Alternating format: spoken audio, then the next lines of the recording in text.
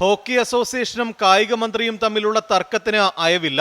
Fund വാങ്ങി പുട്ടടിച്ചുവെന്ന പ്രസ്താവനയിൽ ഉറച്ചു നിൽക്കുന്നുവെന്ന് മന്ത്രി വി അബ്ദുറഹ്മാൻ. ഇവിടെ കായിക സംഘടനകൾ എല്ലാവരും ഈ പണം ദുരുപയോഗം ചെയ്യുന്നു നമ്മൾ പറഞ്ഞിട്ടില്ല. ചില അസോസിയേഷനുകൾ അതിൽപ്പെട്ടതാണ് കേരളത്തിലെ ഹോക്കി അസോസിയേഷൻ.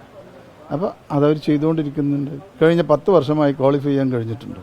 ദേശീയ ഗെയിംസിൽ ഒത്തുകളി എന്ന പരാമർശത്തിൽ നിന്നും പിന്നോട്ടില്ല. മെഡൽ തിരിച്ചു നൽകുമെന്ന കായിക താരങ്ങളുടെ പ്രതിഷേധത്തെയും മന്ത്രി പരിഹസിച്ചു. നിലവിൽ അവിടെ നടന്ന ആ സിൽവർ ഗോൾഡും തമ്മിലുള്ള മാറ്റത്തിലുള്ളത് അത് തിരിച്ചു കൊടുക്കുക തന്നെ നല്ലത്.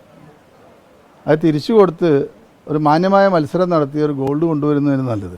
സർക്കാർ സഹായം കിട്ടിയിട്ടില്ലെന്ന അസോസിയേഷൻ പ്രസിഡന്റ് വി സുനിൽകുമാറിന്റെ വാദം തള്ളുകയാണ് കായിക വകുപ്പ്.